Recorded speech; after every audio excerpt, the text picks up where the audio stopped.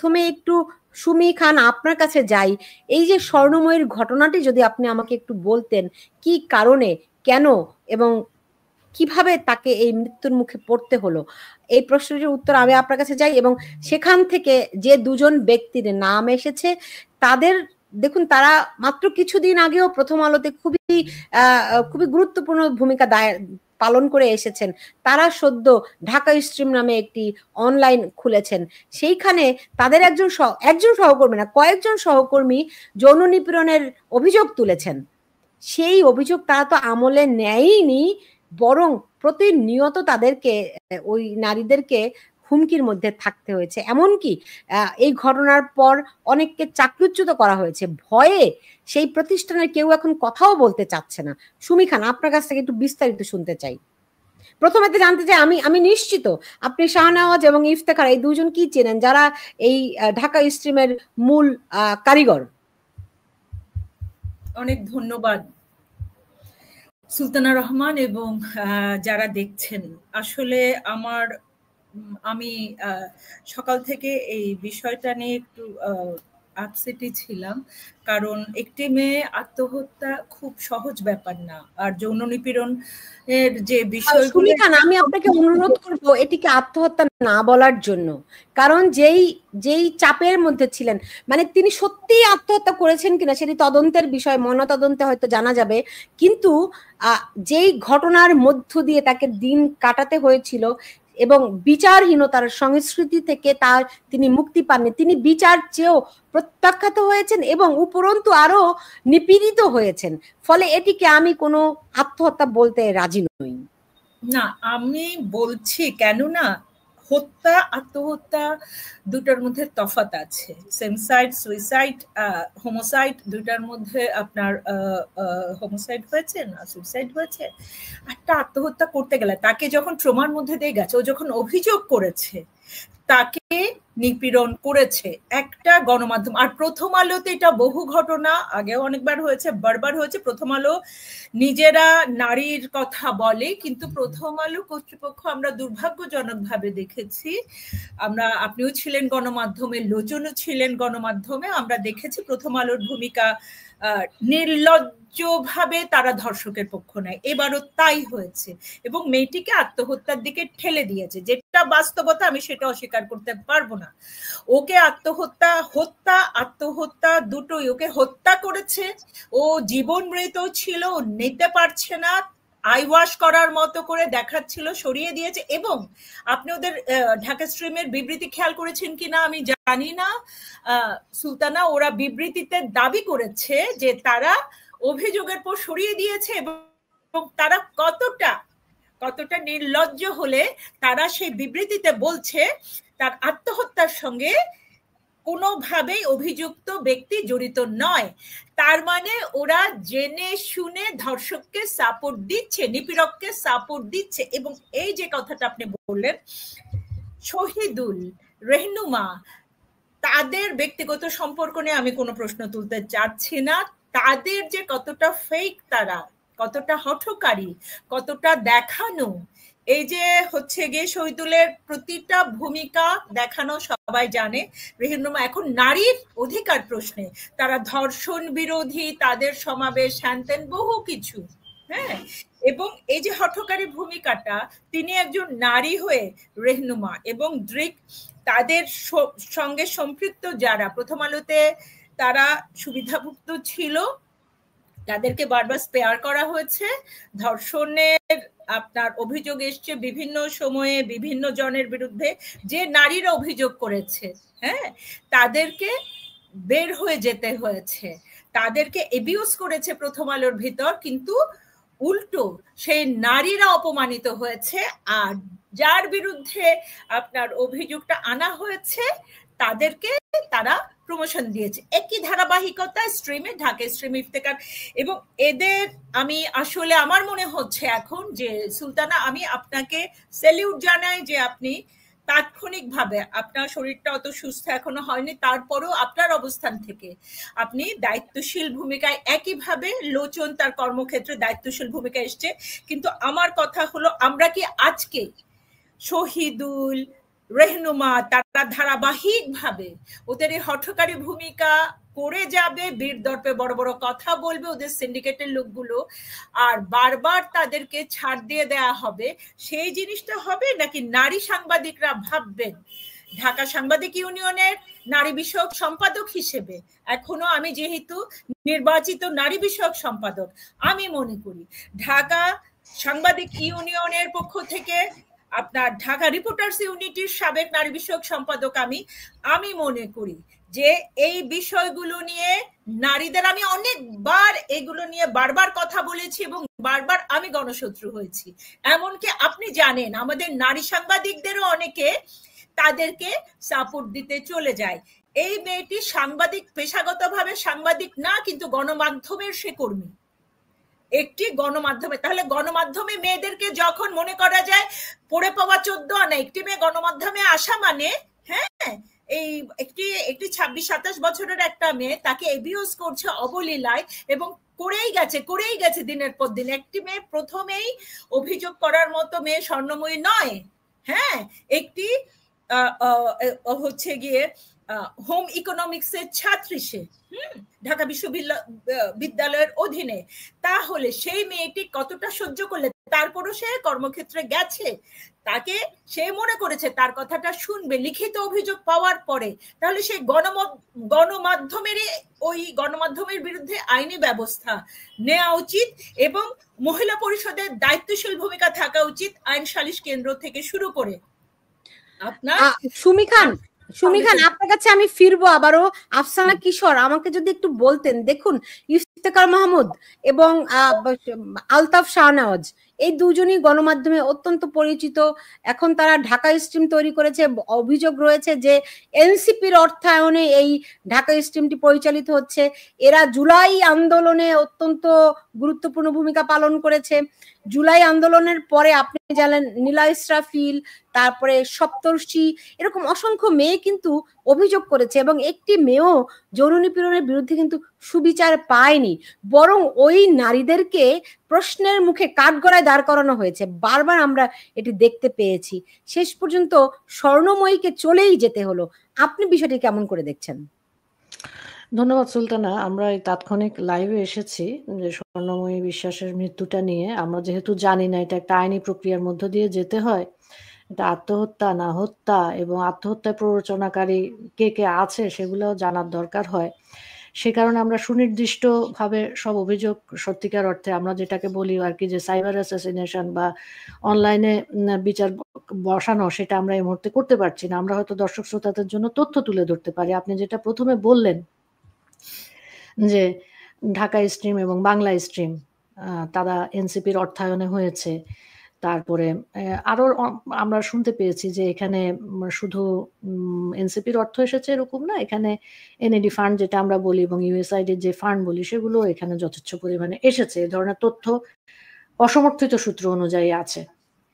এখন আপনি যেটা বললেন যে যৌন নিপীড়ন জিনিসটা সুলতানা আপনি জানেন, আমি জানি, সুমি আপা জানেন। সুমি আপা অবশ্য আমাকে বলেছেন গণমাধ্যম কর্মী, আমি সত্যিকার অর্থে কখনোই গণমাধ্যম কর্মী ছিলাম না। আমি অল থ্রু হচ্ছে ব্যাংকার। আমার যেহেতু এখন সবকিছু পর্যবেক্ষণ করতে হয় এবং নারীর বিষয়ে আমরা কথা বলি, নারীর সাথে কাজ করি, সেজন্য আমরা মানবাধিকার কর্মী বলতে নিজেদেরকে গভীর সম্পর্ক তো লোচনের, তাই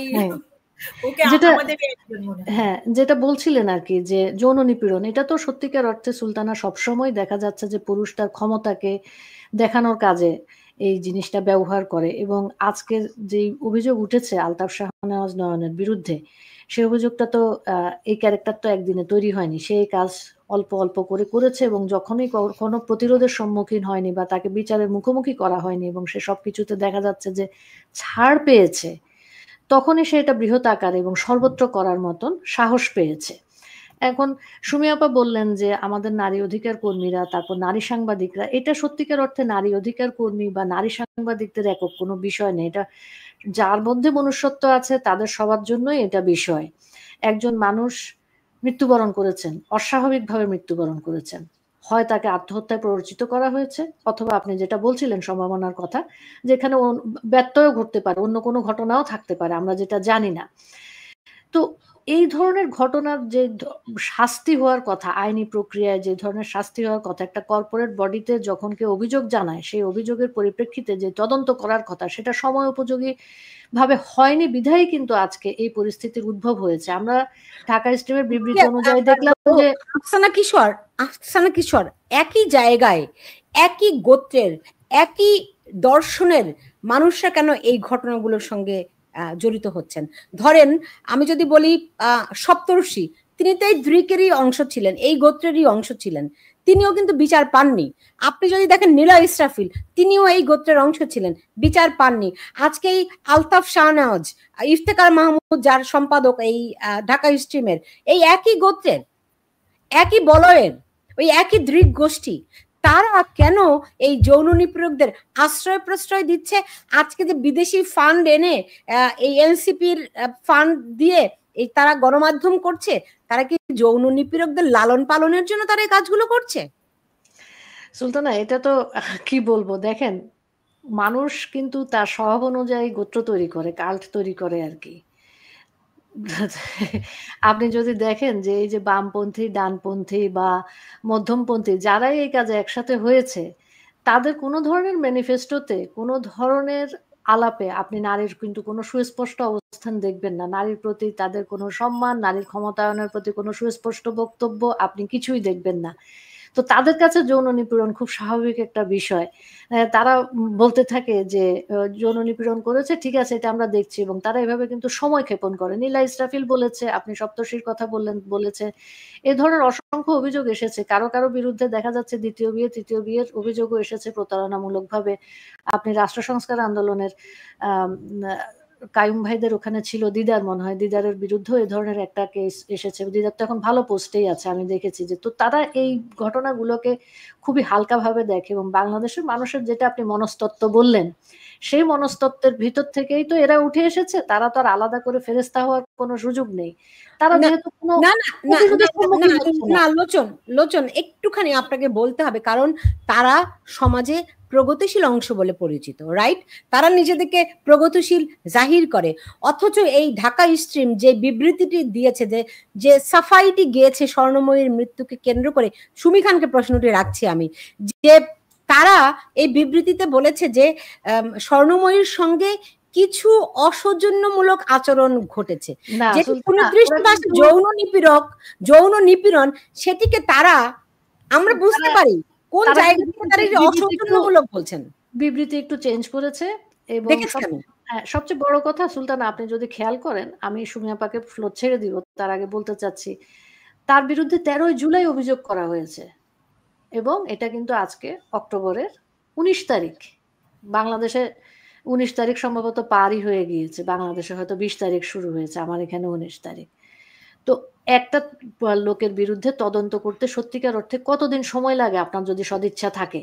এই প্রশ্নটা কিন্তু প্রথমেই করা উচিত আর কি আমাদের, যে এত সময় ক্ষেপণের কারণ কি?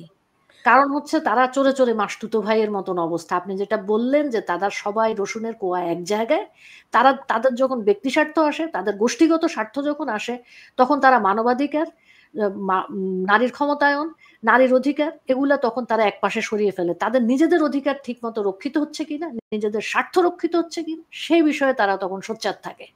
জি, সুমি খান, দেখুন এই ইফতেখার মাহমুদ অত্যন্ত প্রগতিশীল বলে আমি তাকে চিনতাম।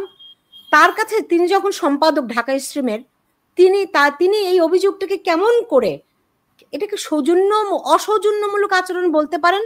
একটি মেয়ে, যেখানে একটি মেয়ে না, কয়েকজন মিলে, এবং আলতাফ শাহনওয়াজের বিরুদ্ধে অভিযোগ দীর্ঘদিনের, আজকে যে একটি ঘটনা তার বিরুদ্ধে তা কিন্তু নয়।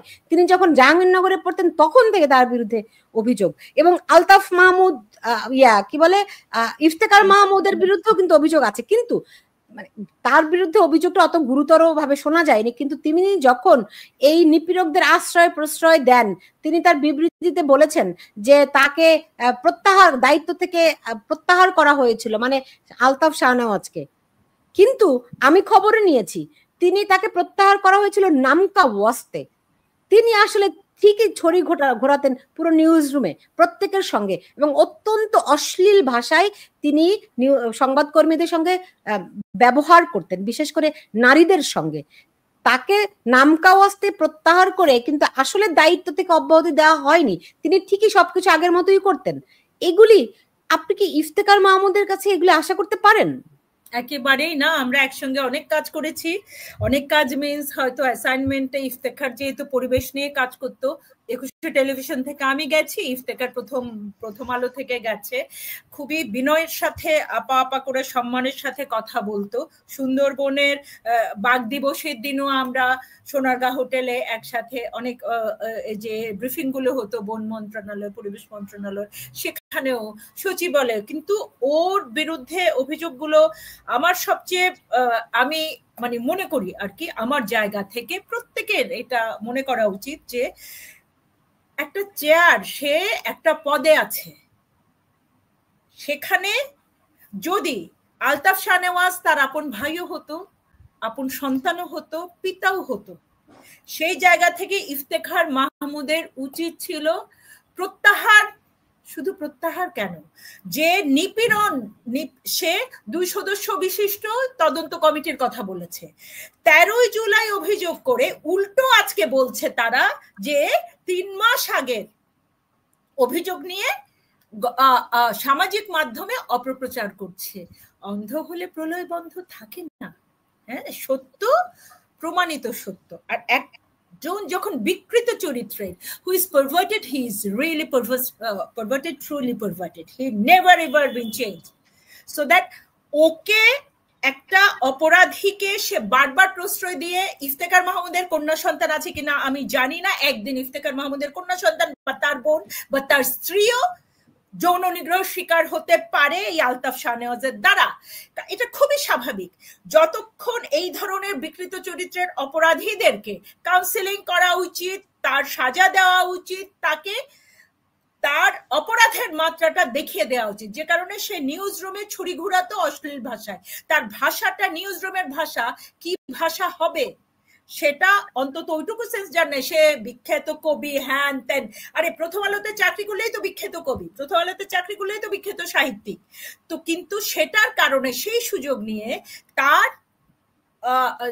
ও যেহেতু অনলাইন সম্পাদকের দায়িত্বে আছে, তো তার সেই সম্পাদনার অধীনে আছে বলে একটি মেয়ে গ্রাফিক্স ডিজাইন করছে, তার তো ডিফারেন্ট এরিয়া, সে গ্রাফিক্স ডিজাইনের কাজ করে, ওর সঙ্গে তো ওর নিউজের সঙ্গে তার সম্পর্ক, সম্পাদনার দায়িত্ব আছে বলে তার গুরুত্বপূর্ণ একটা দুটা কথা থাকবে। তাকে গিয়ে নিগ্রহ করাটা তো তার একেবারে, তার যে যতটুকু পরিধি, আমরাও তো বিভিন্ন গণমাধ্যমে কাজ করেছি, সে এনসিপির টাকা নেওয়া, এনসিপির সঙ্গে আগাগোড়া এই যে মেটিকিউলাস প্ল্যান, ওদের অর্থায়ন এবং ওদের বিকৃত চরিত্র।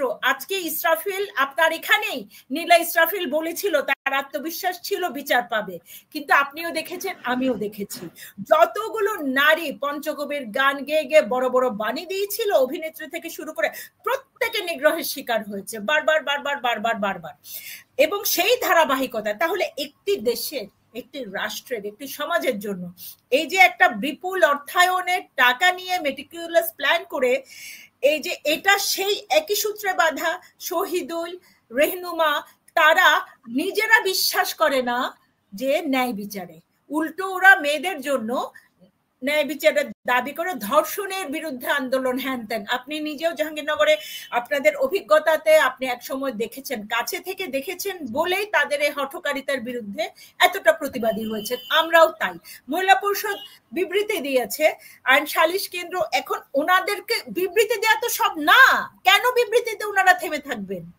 একটি মেয়ে আত্মহত্যা, আজকে জুলাই মাসে যখন সে কমপ্লেন করেছে তখনই তো তার বিরুদ্ধে আজকে 3টি মাস কতটা ট্রমার মধ্যেও পার হতে হতে হতে, এই জন্যই আত্মহত্যা বলবো, বারবার বলবো, ওকে হত্যা করে, ওকে জীবন মৃত রেখে 3টি মাস আত্মহত্যা। ও কালকে রাতে, পরশু রাতে ঘুমের ওষুধ খেয়ে আত্মহত্যার চেষ্টা করেছিল, ওর কাছের মানুষরা বলেছে।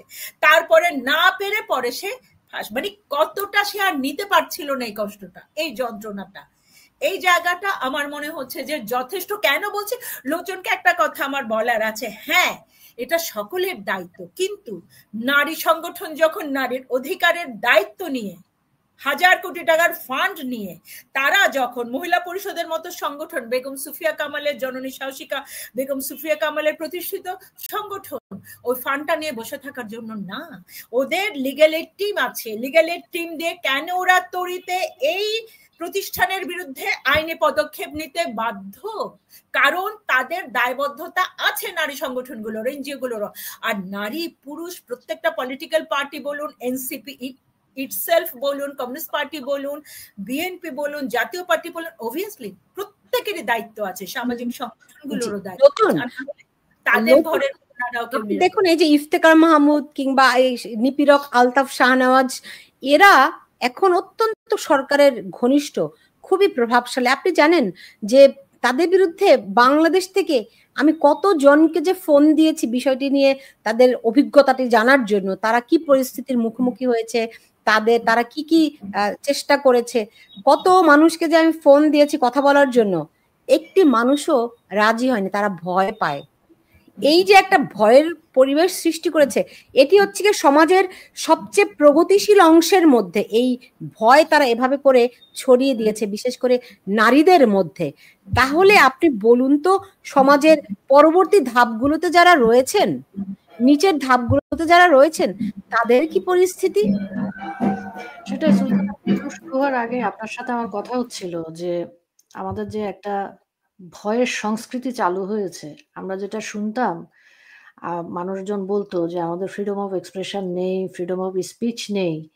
সেটা যে সত্যিকার অর্থে না থাকতে পারে কখনো আমাদের জীবদ্দশায় আমরা দেখব, বুঝবো, এটা আমাদের ধারণার বাইরে ছিল। এখন আমরা সেটা দেখতে পাচ্ছি। দেখেন, এরকম একটা গুরুত্বপূর্ণ ইস্যু আজকে আমাদের বেটার নারী নেত্রী যারা আছে, যারা সবসময় সম্মুখ সারিতে থাকে, ঢাকা শহরে বলি বা দেশে বলি, যারা নারীবাদ করেন, আমাদের তো এখন বয়স হয়ে গিয়েছে, আমরা অনেক কিছু থেকে এখন দেখা যাচ্ছে যে অত যোগসূত্র নেই, তাদের একজনকেও আমরা আজকে আনতে পারিনি। না, আমি তো এদের প্রত্যেকের সঙ্গে কম বেশি ঘনিষ্ঠ। হ্যাঁ, আমি না মেলাতে পারি না যে এই মানুষগুলি কি সেই মানুষ যাদেরকে নিয়ে গর্ব করতাম, যাদেরকে খুব সাহসী মনে করতাম, তাদের এই সাহস কোন খপ্পরের কাছে বাধা পড়লো? সুলতানা, প্রত্যেকেই তো নিজের জানের নিরাপত্তাটা চায়। আপনার নিশ্চয় মনে আছে যে 19 থেকে 20 হলে আমরা নিজেরাও কিন্তু শাহবাগে দাঁড়িয়ে গিয়েছি। আমি যখন এখানে আসব তার আগে নুসরাত হত্যাকাণ্ড হলো নোয়াখালীতে। প্রধানমন্ত্রী শেখ হাসিনার দৃষ্টি আকর্ষণের জন্য আমরা কিন্তু সাথে সাথে শাহবাগে দাঁড়িয়ে গেলাম। সেদিন প্রচন্ড বৃষ্টি হচ্ছে, এই বৃষ্টির মধ্যে আমরা শাহবাগে কিন্তু দাঁড়িয়ে গেলাম। আমরা কিন্তু দল মত নির্বিশেষে দাঁড়ালাম যে নুসরাত হত্যার বিচার অতি সত্বর করতে হবে, এবং এটা কিন্তু দ্রুত বিচার ট্রাইব্যুনালের মতন করে প্রধানমন্ত্রী শেখ হাসিনা এটার বিচার করেছেন আমাদের দাবির ভিত্তিতে। তো মানুষের তো ভয়েস রেজ করতে হয়, মানুষকে কথা বলা জারি রাখতে হয়। আমি সত্যি আমি ঠিক বুঝতে পারি না কোন বাংলাদেশটা রেখে আসলাম, আর এখন যে সমস্ত ঘটনা শুনে আমি মেলাতে পারি না। ধরেন আজ থেকে 25 বছর আগে, সুমি আপার নিশ্চয়ই মনে থাকবে, সিমি নামে চারুকলার একটি মেয়ে তখন আচ্ছা, তখন আমি আজকের কাগজের জুনিয়র রিপোর্টার ছিলাম। হ্যাঁ, পুরো বাংলাদেশের মানুষ সেই সিমির পক্ষে দাঁড়ালো। কি পাড়ার বখাটে ছেলেরা মেয়েটিকে উত্ত্যক্ত করতো, ইফটিজিং করতো। ওই প্রথম বাংলাদেশের মানুষ জানলো ইফটিজিং বলে কিছু একটা আছে, রাইট? ওই সিমির আত্মহত্যার মধ্য দিয়ে। তো এরকম এখন বাংলাদেশে মানুষ মানে এসে বলছে যে আমি নিপীড়িত হচ্ছি, আমি ধর্ষিত হচ্ছি, কিংবা আমি এই যৌন হয়রানির শিকার হয়েছি, তবু মানে ওই যে যারা প্রতিরোধ করত, আন্দোলন গড়ে তুলতো, তাদেরই অংশ কিন্তু তারা। তাহলে মানে তাদের আর বলার জন্য তো কেউ রইল না।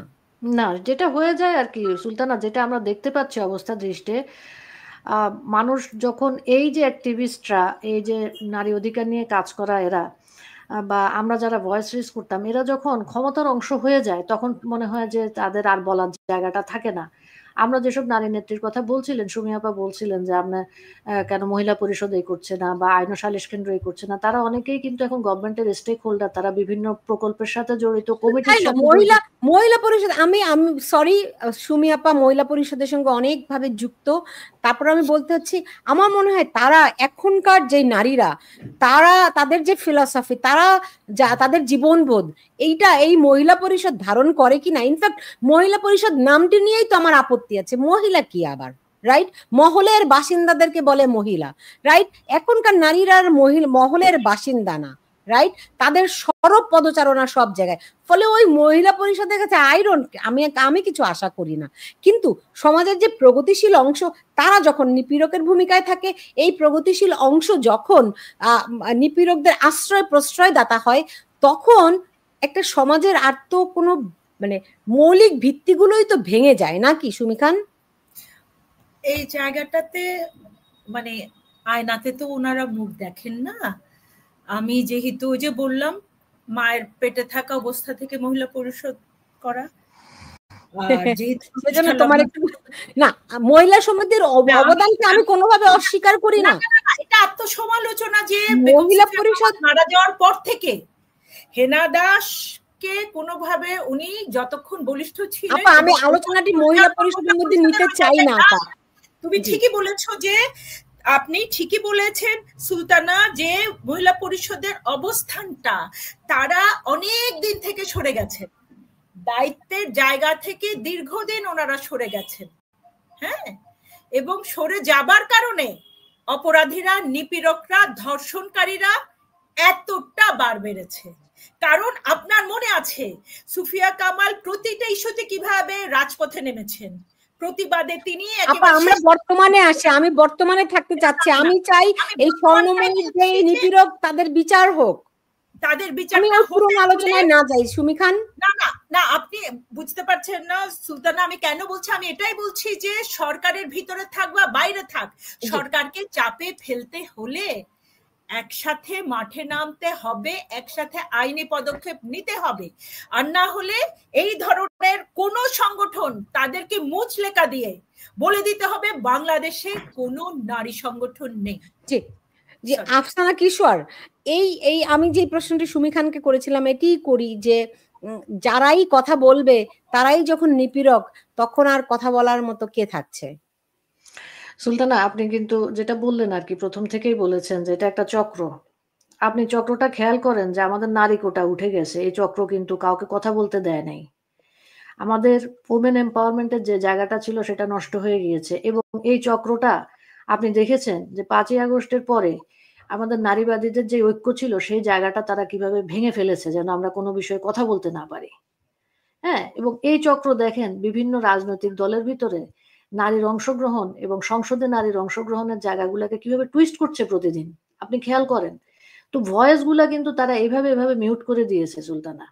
তো আপনি যেটা বলছেন যে মানুষের কথা বলার জায়গা যদি না থাকে, যে সামগ্রিক যে সামাজিক একটা অবকাঠামো, সামাজিক স্বাস্থ্য যেভাবে নষ্ট হয়, সেটারই কিন্তু প্রতিফলন দেখতে পাচ্ছি আমরা আজকে স্বর্ণময়ীর মৃত্যুবরণের মধ্য দিয়ে। সে কোথাও গিয়ে আশ্রয় পায় নাই, সে তার কর্মস্থলে আশ্রয় পায় নাই, সে আইনি আশ্রয় পায় নাই, এবং আমি জানি না গড নোজ সে কোনো ধরনের হুমকি পেয়েছে কিনা, ঠিক আছে কিনা, যে হুমকি পেয়েছে, তার নিরাপত্তাহীনতা, তার এই ধরনের মানসিক চাপ, তার মধ্যে এই ধরনের ঢাকায় জানেন আপনি পুরো বাংলাদেশে চাকরি বাকরির কি অবস্থা আপনি নিজেও জানেন, আপনি অনেকের সাথে কথা বলেন, আপনি জানেন সংবাদপত্রগুলা, ইলেকট্রনিক মিডিয়া বলি, অন্যান্য মিডিয়া বলি কিভাবে দখল হয়ে গিয়েছে। স্ট্রিমের অনেককে চাকরিচ্যুত করা হয়েছে, যারা এই অভিযোগের সঙ্গে ছিল তাদেরকে চাকরিচ্যুত করা হয়েছে। এটাই বললাম, দেখেন আপনি নিজেই জানেন। হ্যাঁ, তো সেই জায়গা থেকে আমি বলছি যে সামাজিক অবকাঠামো বলি, যে জায়গাগুলোতে মানুষ কথা বলে এবং এই যে নারীর উপর বা শিশুর উপর নির্যাতন হলে মানুষ যেসব জায়গা থেকে রুখে দাঁড়ায়, সেই জায়গাগুলো কিন্তু তারা প্রত্যেকটা অবকাঠামো ভেঙে দিয়েছে। আমাদের যে সংঘবদ্ধতা ছিল সেই সংঘবদ্ধতাটাই কিন্তু ভেঙে দিয়েছে। আপনার মনে আছে কিনা সুমি আপা এবং সুলতানা, দেখেন আমরা কিন্তু কোনো নারী বিষয়ক ইস্যুতে, আপনি বিএনপি করেন না, আওয়ামী লীগ করেন না, জামাত করেন না, সিপিবি করেন না, বাসদ করেন, এটা নিয়ে আমরা কখনো চিন্তিত ছিলাম না। আপনিও আমাকে জিজ্ঞেস করেননি, আমিও আপনাকে জিজ্ঞেস করিনি। আমাদের ইস্যু ছিল, এই যে আমি আপনাকে ফর এক্সাম্পল বললাম যে নুসরাত হত্যা, আমাদের ইস্যু ছিল পূজা ধর্ষণ, তাই না?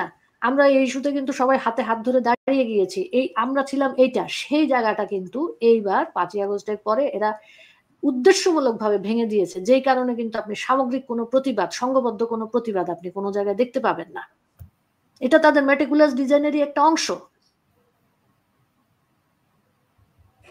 তাহলে আর কি বলবো, তাহলে তো আর বলার কিছু থাকে না। এই যে একদম ওই বাস্তবতা সেটাই বলছে সুলতানা। আমি এখানে পুরোপুরি সহমত হয়ে বলি যে আমরা জানি যে এখানে শুধু এক মাসে, শুধু মার্চ মাসেরই যে রিপোর্ট এমএসএফ দিয়েছিল, প্রথম আলোতে ছেপেছিল যে ফেব্রুয়ারির চেয়ে মার্চে ধর্ষণ বেড়েছে।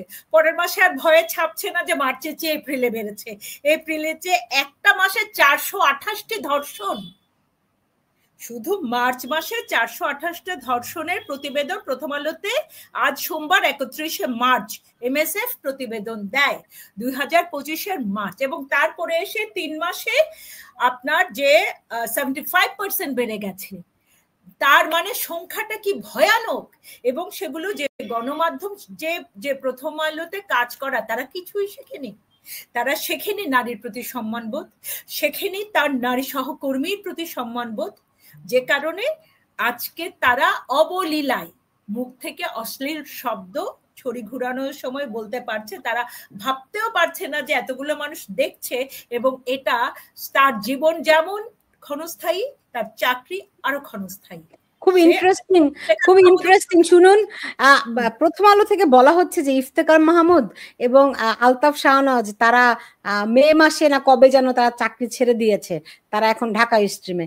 এটা হয়তো সত্য, কিন্তু সুমি খান যে প্রশ্নটি তুললেন যে দীর্ঘ এতদিন এত বড় প্রতিষ্ঠানে কাজ করে তাহলে তারা সহকর্মীর প্রতি কি আচরণটি শিখলো? মানে যা করছে সেটাই শিখেছে। তারপরে প্রথম আলোতে এটাই শিখেছে ওরা, সহকর্মী নারী হলে তাকে অবলীলায় নিপীড়ন করা যায়, নিগ্রহ করা যায়, ইচ্ছা মতো ওদের সম্পত্তি হয়ে যায়। তো হ্যাঁ, ওদের এই সহকর্মী স্বর্ণময়ী তাদের সম্পত্তি হয়ে গিয়েছিল, যে কারণে প্রতিবাদ করাটা অপরাধ হয়েছে। সে জুলাই মাসে করে যখন কোনো বিচার পাচ্ছে না সেটাও অপরাধ। এবং এটাই সত্যি, আমার মনে হচ্ছে যে অন্যদেরও কর্মচ্যুত করা হয়েছে কেন তাহলে, তাই না?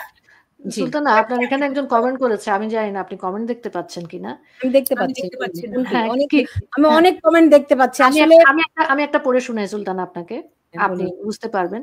কিছু নারীবাদী ক্ষমতার অংশ হয়েছে, আর যারা লাল আন্দোলনের সাথে ছিল না তারা নানা রকম অনিরাপত্তায় আছে, তাই চাইলেও দেশে থেকে কথা বলা সহজ না। এটাও কিন্তু একটা কারণ সুলতানা, এটা অনেক বড় কারণ।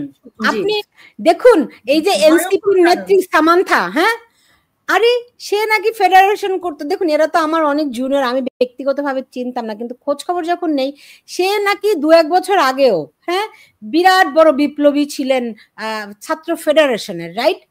এখন মোটামুটি হিজাব টিজাব দিয়ে বিরাট ধার্মিক হয়েছেন, রাইট?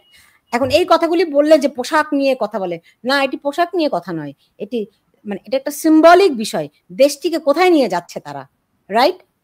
সো যাদেরকেই আমি ফোন করেছি তারা দেশ থেকে কথা বলতে চায় না, কারণ কোথায় না মবের শিকার হয়, কোথায় না কার কাছে গিয়ে আবার বিব্রতকর পরিস্থিতিতে পড়তে হয় কিংবা চাকরিচ্যুত হতে হয়। সবচেয়ে ভয়ঙ্কর কি জানেন? যে ধরেন আমি একটা পরিস্থিতির শিকার হয়েছি বা পরিস্থিতিতে পড়েছি, আপনি কি করবেন? আপনি আপনার চারপাশে বন্ধু বান্ধব যারা আছে তাদেরকে বলবেন, রাইট? এখন এই চারপাশের এই মানুষরাই, এই বলয়টি যদি হয় নিপীড়কের সমর্থক, আপনি তো স্বর্ণময়ীর মতো অসহায় বোধ করবেনই, নাকি ভিন্ন? লোচন, সেটাই। এই যে দেখেন, আমাদের এখানে একজন কমেন্ট করেছেন যে প্রথম আলোর সাংবাদিক তৎকালীন আলতাফ শাহনেওয়াজ ধানমন্ডি 32 নম্বরের বেসমেন্টে আয়নাঘরের সন্ধান পেয়েছিলেন, আজ পুরা জাতি ওনার আয়নাঘরের সন্ধান পেল। তো সেটাই আপনি বললেন যে নিপীড়ক যখন ত্রাতার ভূমিকায় আসে, যা হবার কথা কিন্তু তাই হয়েছে। সে কিন্তু নিপীড়কই ছিল, নিপীড়কই আছে, তাকে বিভিন্ন ক্যামোফ্লেজ করে ঢেকে রাখা হয়েছিল। এখন সেটা প্রকাশিত হয়ে গিয়েছে স্বর্ণময়ী মৃত্যুবরণ করার কারণে। অন্যরা মৃত্যুবরণ করেনি, তার নিপীড়নের ধারাবাহিক নজির হিসেবে অন্যরা মৃত্যুবরণ করেনি, তারা নিপীড়িত হয়েছে, অভিযোগ জানিয়েছে, বিচার পায়নি, চুপ করে গিয়েছে। একটা ঘটনার কারণে যে ভদ্রমহিলা মৃত্যুবরণ করেছেন, সেই কারণে আজকে আলতাফ শাহনাজের এই পোল খুলে গিয়েছে, তার মুখোশটা খুলে গিয়েছে। দেখুন আমাকে অনেকেই বলে জুলাইয়ের আন্দোলন নিয়ে যে তারা যদি জানতো এর পেছনে এই জামাত জঙ্গিরা আছে তাহলে কোনোদিনও তারা এই আন্দোলনে সামিল হতো না। এখন সুমি খান, এই কথাটা অনেকের কাছেই শুনি আমি। এখন এখানে তাহলে কারা আড়াল করেছে যে এই আন্দোলনটি ছিল জামাত জঙ্গিদের মূল মানে মাস্টার প্ল্যান তাদের? এবং সাধারণ মানুষকে সম্পৃক্ত করেছে এই আলতাফ মাহমুদ কিংবা ইফতেখার মাহমুদদের মতো যারা তথাকথিত প্রগতিশীলতার কি বলে রাখে, তাদের চেহারা দেখে মানুষ তো কোনোদিনও কল্পনাও করতে পারে নাই যে এর সঙ্গে এর পেছনে জামাত জঙ্গিরা আছে। সুমি খান, এরাই তো ক্যামোফ্লেক্সি তৈরি করেছিল। না, এরা তৈরি করেছে ঠিক আছে, প্রথম আলো চোখ মেললে প্রথম আলো, চোখ খুললে প্রথম আলো। হ্যাঁ, তো তো ওই যে একটা মোহন মধ্যে পঞ্চকবির গান গাইয়ে লালবদররা নামলো, হ্যাঁ, যত দোষ শেখ হাসিনা ঘোষ, যত দোষ আওয়ামী লীগ ঘোষ, তিনি যখন নারী নীতি করছেন সেটাও দোষ হয়ে গেছে, তিনি নারীদের ক্ষমতায়ন করলেন সেটা দোষ হয়ে গেল, তিনি নারীদের সহজে তালাক, একটি নিপীড়িত নারী বছরের পর বছর ঝুলতে থাকতো, সে তাকে তালাক দেওয়ার, ডিভোর্স দেওয়ার অধিকারটা তিনি, একটি নারী একটু নিশ্চিন্তে যেন বাঁচতে পারে, সে যখনই নিপীড়িত হচ্ছে তখনই তার মামলা নিতে বাধ্য ছিল। হ্যাঁ, আপনার ওয়ান স্টপ ক্রাইসিস যে সেন্টার আপনার ছিল, তাহলে সেটারও তো ব্যবস্থা করা হয়েছিল। আজকে এই যে আপনি বলুন যে তাদের ভয়ঙ্কর শুধুমাত্র বঙ্গবন্ধুকে গালাগাল করতে হবে, জাতির পিতা বঙ্গবন্ধুকে গালাগাল করতে হবে বলে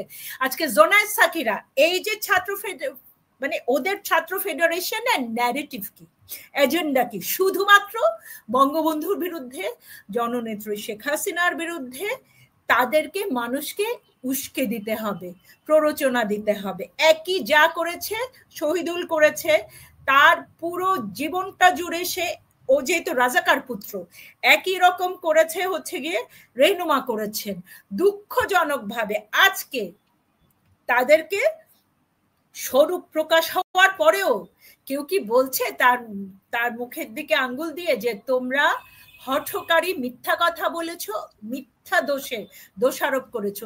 কেন বলছে না যে নারীগুলো এত বিশাল বিশাল মিছিল করেছিল, তারা প্রত্যেকে নিপীড়িত নির্যাতিত হবার পরও তারা কেন আজকে স্বর্ণময়ের জন্য তো তাদের একটা ভয়েস, সামান্য একটা প্রতিবাদ করার তাদের যেখানে একটা প্ল্যাটফর্ম নেই, নিজেদের দোষে, এবং তারা যে আপনি যে বলছেন জামাত অবশ্যই জানতো, তাদের যদি এইটুকু তারা দেখতে পাচ্ছে না চারপাশে কারা নামছে, তখন কোটার কথা বলে, যখন কোটা জিনিসটাই নাই, তারা তো অনলাইনে ঢুকলেই দেখতে পারতো একটা ভিত্তিহীন ইস্যুতে নেমেছে, এবং কোটা যখন এক দফার আন্দোলনে শেখ হাসিনাকে নামাতে হবে, মগজগুলো যদি কুকুরের কাছে বা গাধার কাছে বন্ধক দিয়ে দেয়, সেই মগজ তো আর কাজ করে না, এবং সেটা আজকে ওদেরকে ভুগতে হচ্ছে।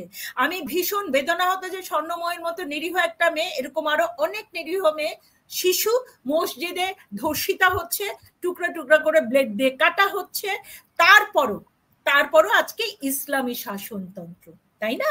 আজকে ইফতেখার মাহমুদের চরিত্র, আলতাফ শাহনওয়াজের চরিত্র, দুজনকে আইনি ভাবে কিসের স্বজনপ্রীতি, কিসের স্বজনপ্রীতি, 1000 কোটি টাকার মালিক কি হয়েছে, কেন তাদেরকে হুকুমের আসামি করা হবে না? আত্মহত্যায় প্ররোচনা দেয়াটা তো হয়েছে, প্রমাণ তো পুলিশ যদি পায়, পুলিশের যদি সেই মেরুদণ্ড থেকে থাকে, পুলিশের যদি সেই ক্ষমতা, মেরুদণ্ড থাকলেও হবে না, ও তো চাকরিচ্যুত হয়ে যাবে, তদন্ত কর্মকর্তা তো চাকরিচ্যুত হয়ে যাবেন। পুলিশকে যদি সেই ক্ষমতা দেয়া হয়, যেহেতু তারা প্রধান উপদেষ্টার ঘনিষ্ঠ মানুষ, মতিউর রহমান বলুন আর হচ্ছে গিয়ে এনসিপির অর্থায়নে ঢাকা স্ট্রিম হয়েছে, তাদের ভাবা উচিত ইফতেখার মাহমুদ এবং আলতাফ শাহনওয়াজের আজকে অন্তত মুখোমুখি হওয়া উচিত, বিবেকের কাছে দায়বদ্ধ থাকা উচিত যে কেন স্বর্ণময়ীর, তাদের কি বিবেক আছে নাকি? আবার আপনি কি কথা বলেন? মানে বিবেকের কাছে দায়বদ্ধ হবে মানে কি? বিবেক থাকলে না দায়বদ্ধ হবে? বিবেক থাকলে কি আর ভূমিকায় নামতো? বিবেক থাকলে কি আর নিপীড়ককে প্রশ্রয় দিত? কি কথা বলেন এটা? না, তাকে বিপদগ্রস্ত হচ্ছে, তারা বিপদগ্রস্ত হবে, তারা এতটুকু ভাবার কোনো কারণ নাই এইভাবে সারা জীবন ছাড় পেয়ে যাবে, নো ওয়ে, পাবে না। অত শান্তি পাওয়ার কারণ নাই। বিবেকহীন যেমন তারা তো ক্ষমতা বলয়ের মধ্যে, একদিকে তারা ক্ষমতায়, এখন যারা সরকারে আছে তাদের খুব ঘনিষ্ঠজন, এই পিআইডির কি নাম, ফারুক ওয়াসিফ, তারপরে বিএসএস এর প্রধান কি নাম, মোর্শেদ, কি মাহবুব মোর্শেদ, রাইট? এরা তো তাদের লোক, এটা তো আমরা সবাই জানি, পুরো গণমাধ্যমে তো তাদের সব, রাইট। তারপরে ধরেন এটা তো গেল সরকারের ভেতরের অংশ, বাইরের অংশে তারা শহীদুল আলমের লোক, তারা রেহনুমা আহমেদের লোক, তারা সামিনা লুৎফার লোক, তারা গীতেরা নাসরিনের লোক, রাইট? তারা দ্রিকের প্রোডাক্ট, আমি প্রোডাক্ট শব্দটি বললাম কারণ গ্রিক তাদের তৈরি করেছে, রাইট? তো তারা কিভাবে করে কে বিবেকে, কোথায় কার বিবেকের কাছে তারা দায়বদ্ধ হবে? তাদের নিজেদের বিবেক তো নাই, তো অন্য কারো, তাদের চারপাশে কারো বিবেক আছে নাকি? লোচন?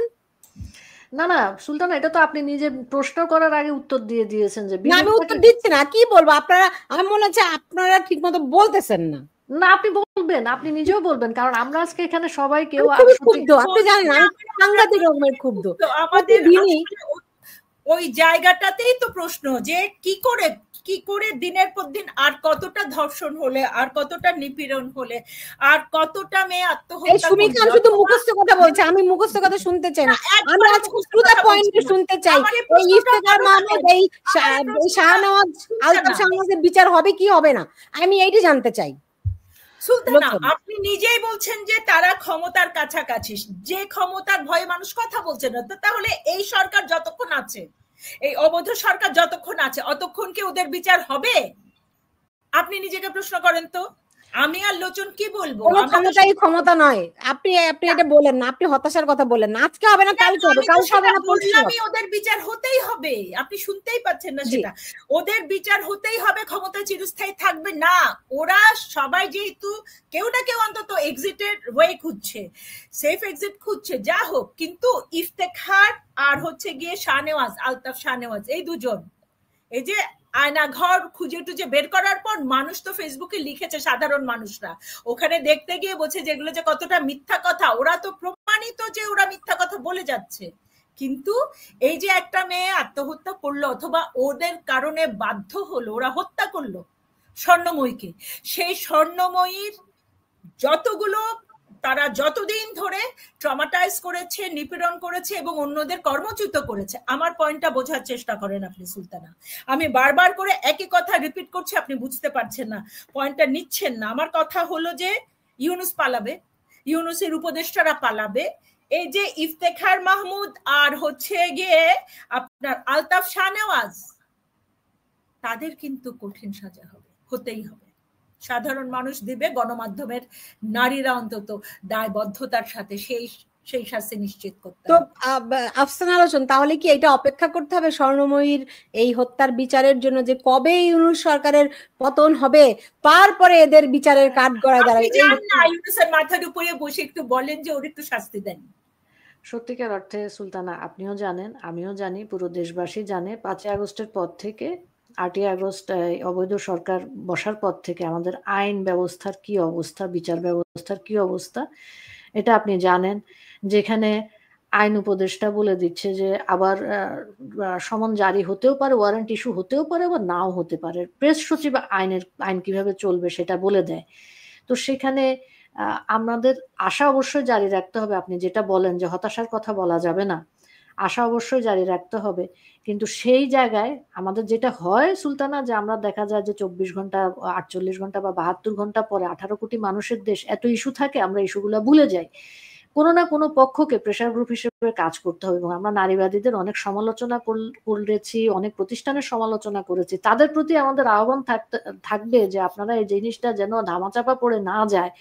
একজন মানুষের এরকম অস্বাভাবিক মৃত্যু, একজন তরুণের এই ধরনের অস্বাভাবিক মৃত্যু, ন্যাচারাল ডেথ, এটা যেন ধামাচাপা পড়ে না যায়, সেই বিষয়ে যেন আপনারা প্রশ্ন জারি রাখেন, প্রেশার ক্রিয়েট করা জারি রাখেন। সে যেই সরকারই আসুক, নির্বাচিত যেই সরকারই আসুক, তারা যেন এটা বিচার করে এবং এই বিচারের কথা যেন আমরা ভুলে না যাই, আমাদের ভয়েসটা যেন জাগরুক থাকে, সেটার জন্য আমাদের সত্যিকার অর্থে একসাথে। দেখুন কি লিখেছে, কত অসভ্যদের। ডক্টর ইউনুস বলেছেন না আমরা কি বর্বর থেকে সভ্য এসেছি, কিন্তু আসলে কত বর্বরতার দিকে গেছে। দেখুন কি লিখেছে, 3 মহিলাকে দেখতে পতিতালয়ের পতিতাদের মতো লাগে।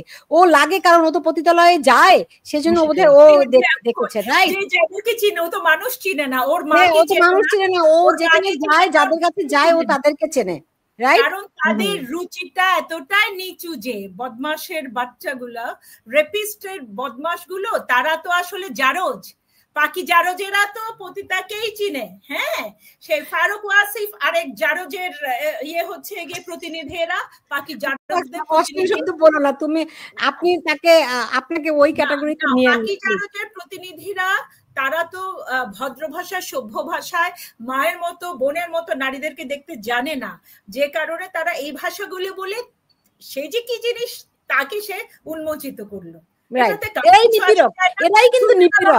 কিছু আসে যায় না, আফসানা লোচনের কিছু আসে যায় না, সুমি খানের কিচ্ছু আসে যায় না। আমি জানি আমি কি, লোচন জানেন লোচন কি, সুলতানা রহমান জানেন সুলতানা রহমান কি। আমরা যেই নারীদের অধিকারের প্রশ্নে কথা বলবো তখনই আমাদেরকে এই এই কথা একসময় শুনতে হয়েছে, 100 বছর আগে বারবার শুনছি, বারবার আমরা প্রজন্ম থেকে প্রজন্মান্তরে শুনে এসেছি। আমি এখানে একটা লাইন আপনাকে উল্লেখ করতে হয় যে বিএনপির আপনার মন্ত্রী ছিলেন, বন পরিবেশ মন্ত্রী জাফরুল ইসলাম চৌধুরী, তিনি একজন নারীকে ভয়ঙ্কর ভাবে নির্যাতন করেছিলেন এবং থাপ্পড় মেরেছিলেন। তাকে রক্ষা করার জন্য এবং কয়েকটা হত্যা মামলা, আপনার বাঁশখালীর 11 জন হত্যা মামলাগুলো সংখ্যালঘু পরিবারের, আমার মানে সেইটা করতে গিয়ে নূরজাহান খান মহিলা পরিষদের নেত্রী যখন অ্যাক্টিভ হয়েছে, এই শব্দটা বিএনপির মন্ত্রী তার সম্পর্কে এই শব্দটা বলেছিলেন। তো মন্ত্রীরাও এরকম বলে, তাদের হচ্ছে গিয়ে ফলোয়াররাও বলে, কিন্তু যেটা মুক্তিযুদ্ধের পক্ষের শক্তি কখনো সেই ধরনের ভাষা, অন্তত পক্ষে ওই ভাষা আমরা ব্যবহার করি। সুলতানা, আমরা এই ধরনের কমেন্ট দেখলে কখনোই এটাতে প্রতিক্রিয়াও জানাই না, আহতও হই না, কারণ এই ধরনের লোকজনকে লাগিয়ে রাখা হয়, তারা লেগে থাকে। না, এরা লেগে থাকে 20 বছরের উপরে, ধরেন যে অনলাইন অ্যাক্টিভিজমের বয়সও কিন্তু প্রায় 20 বছরের উপরে হয়ে গিয়েছে। 97 সালের থেকে অনলাইনে সরব আছি বিভিন্ন প্ল্যাটফর্মে। তো আমি সবাইকে বলি যে নতুন কিছু বলেন, চবর্গীয় মবর্গীয় এগুলো অনেক শুনেছি, নতুন গালি কিছু থাকলে দিবেন, ইনোভেটিভ, এগুলা দিবেন না, এগুলা এখন আর গায়ে লাগে না, এগুলা দেখেও না দেখার ভান করি। এরকম মেসেজ দিনে 50টা 100টা পাই আদার বক্সে, একটু আগেও দিয়েছে, একটু আগেও দিয়েছে, লিখেছে মেসেজ আদার বক্সে আমাকে 32 নাম্বার করে দেওয়া হবে। ঠিক আছে, এই তো ওদের চিন্তা ওখানে, যাই হোক ওই আলোচনায় না যাই। এখন আমি শেষ করব। তো এইখান থেকে এই ঘটনার পরে কি আশা করছেন, কি ধরনের বিচার আশা করছেন লোচন? আর সুলতানা, আমি আপনাকে প্রথমেই বলেছি যে ভয়েসটা জারি রাখতে হবে, কারণ আইন ব্যবস্থা, বিচার ব্যবস্থা তো সম্পূর্ণ ধ্বংস হয়ে গিয়েছে। আমাদের অনেকটা মজলিসে সুরার মতন হয়ে গিয়েছে, যে শরিয়া আইনের দেশগুলোতে যেরকম থাকে, একটা বডি থাকে, আসে বলে এই লোচন কি দোষী, তো 3 জনে বলে হ্যাঁ হ্যাঁ লোচন দোষী, লোচন দোষী, তাহলে তাকে শাস্তি দিয়ে দাও। আমাদের কিন্তু এখন বিচার ব্যবস্থা সেই অবস্থায় দাঁড়িয়েছে। এবং আপনি দেখছেন যে আদালতে দাঁড়িয়ে একজন বলছে যে প্রথমে গুলি করলো, গুলি আরেকজনের চুলের ভিতর দিয়ে সেকেন্ড জনের চুলে যায়, যে ঝ্যাং করে আগুন লেগে গেল। তো তারা তো আমাদের সবকিছুকে একটা কমেডিতে নিয়ে গিয়েছে, তো তাদের কাছে তো বিচার আশা করি না। তবে আমি মনে করি যে নির্বাচিত সরকার আসলে অবশ্যই এই ধরনের জিনিসের বিচার হবে। এবং আমাদের ভয়েসটা, আপনি যেভাবে তাৎক্ষণিকভাবে বসলেন, এরকম ভাবে অনেকেরই লেখা এবং স্বর্ণময়ের জন্য কথা বলা আমাদের জারি রাখতে হবে। আমি বিচারের প্রক্রিয়াটা কিছু বলেন। আমি এই কথাটাই আবারও বলতে চাই, যেটা আমি প্রথমেই বলেছি, যে আমাদেরকে সোচ্চার থাকতেই হবে। রাজপথে নামার উপায় নেই, যেহেতু বাংলাদেশে অনলাইনে সোচ্চার থাকতে হবে। নিজেরা অনলাইনে ইউনাইটেড হয়ে সেই প্ল্যাটফর্ম, যে প্ল্যাটফর্ম আমরা বারবার বিভিন্ন সময় করেছি, গণমাধ্যমের নারীরা কেউ নিরাপদ না, সুতরাং গণমাধ্যমকে সোচ্চার, গণমাধ্যমই বারবার সোচ্চার হই, গণমাধ্যমই আক্রান্ত হই। হ্যাঁ, গণমাধ্যমেরই অংশ সোশ্যাল মিডিয়া, গণমাধ্যমেরই অংশ ইউটিউব, গণমাধ্যমেরই একটি অংশ অনলাইন অ্যাক্টিভিস্ট লোচন।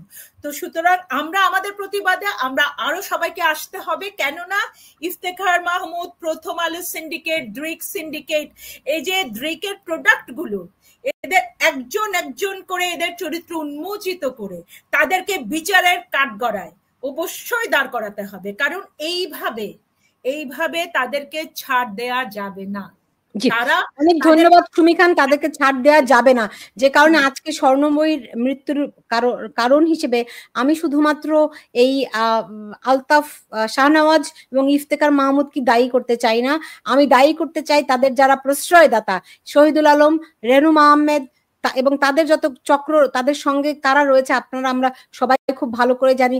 তাদের সবাইকে, যদিও তাদের কেউ কেউ কিন্তু প্রতিবাদ সামাজিক যোগাযোগ মাধ্যমে প্রতিবাদ জানিয়েছে, সেটির কারণেও আমরা অনেক কিছু জানতে পেরেছি, এটাও যেমন সত্য কথা, তেমনি যারা যারা এদের প্রশ্রয়দাতা তাদেরও বিচার হওয়া দরকার। কারণ এরা একটা সম্পূর্ণ একটি চক্র, একটা নিপীড়ক আর একটা হচ্ছে গিয়ে তাদের নিপীড়কের প্রশ্রয়দাতা, মদতদাতা। এই যে তিন ক্যাটাগরি মিলে যে বিরাট বড় চক্র হয়েছে, এবং যারা আবার মুখে প্রগতিশীলতার কথা বলে, ফলে পুরো একটা ক্যামোফ্লেক্স তৈরি করে রাখছে সমাজে। আমার মনে হয় জঙ্গিদের চেয়েও এরা ভয়ঙ্কর জঙ্গি, কারণ জঙ্গিদেরকে দেখলেও তাদের কর্মকাণ্ড বুঝলে আপনি চিনতে পারবেন, বুঝতে পারবেন। কিন্তু এই যে প্রগতিশীল নামে জঙ্গি গোষ্ঠী, যারা জঙ্গিদেরকে প্রশ্রয় দিচ্ছে, নিপীড়কদের সহযোগী হচ্ছে, তারা আরো ভয়ঙ্কর রকমের জঙ্গি, এবং তাদের এই মুখোশ উন্মোচন করা এখন সময়ের দাবি। নিশ্চয়ই একটু একটু করে উন্মোচিত হবেই, কারণ সত্য কখনোই চাপা থাকে না, আজ হোক কাল হোক সব প্রকাশিত হবে। সুলতানা, আপনি যেভাবে উন্মোচন করছেন প্রত্যেককে এগিয়ে আসতে হবে। জি, নিশ্চয়ই সবাই এগিয়ে আসবে, সবাই এগিয়ে আসে না, কোথাও না কোথাও থেকে বারুদটিতে স্ফুলিঙ্গ জ্বালাতে হয়, তাই না? সেই স্ফুলিঙ্গ একসময় বিরাট দাউ দাউ করে জ্বলে। আমরা আমাদের জায়গা থেকে আমাদের দায়িত্বটুকু পালন করলাম, এক স্বর্ণময়ী নয়, আরো ভবিষ্যতে আরো কোনো স্বর্ণময়ী যেন মৃত্যুর মুখে না পড়ে, যেন ন্যায় বিচার পায়, সেই প্রত্যাশা শুধু রাখতেই পারি। কারণ আমরা জানি এরই মধ্যে বাংলাদেশে 5ই আগস্টের আগে পরে যে বিরাট ভয়ঙ্কর বর্বরভাবে মানুষকে হত্যা করা হয়েছে, সেই হত্যাকাণ্ডকে লেজিটিমেসি দেওয়া হয়েছে, তাদেরকে দায় মুক্তি দেওয়া হয়েছে, বিচারহীনতার সংস্কৃতিকে পাকাপোক্ত